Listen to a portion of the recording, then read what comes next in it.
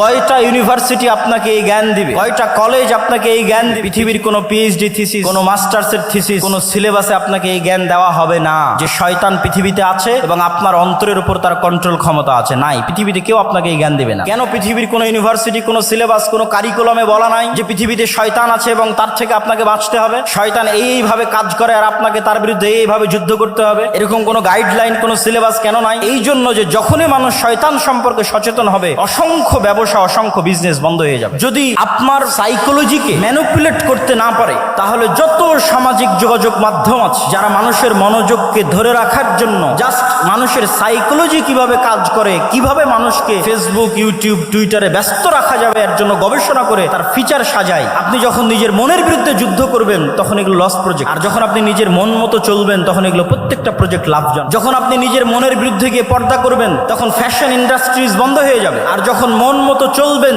তখন fashion ইন্ডাস্ট্রিজের business চলবে। এরকম প্রত্যেকটা ধাপ আছে যা শয়তান ম্যানুফ্যাকচার করে রেখেছে পৃথিবীর মানুষকে ভুলিয়ে রাখার জন্য। কি ভুলিয়ে রাখবে? সালাতের কথা? জি না। শয়তান আপনাকে কি ভুলিয়ে রাখবে? সিয়ামের কথা? জি না।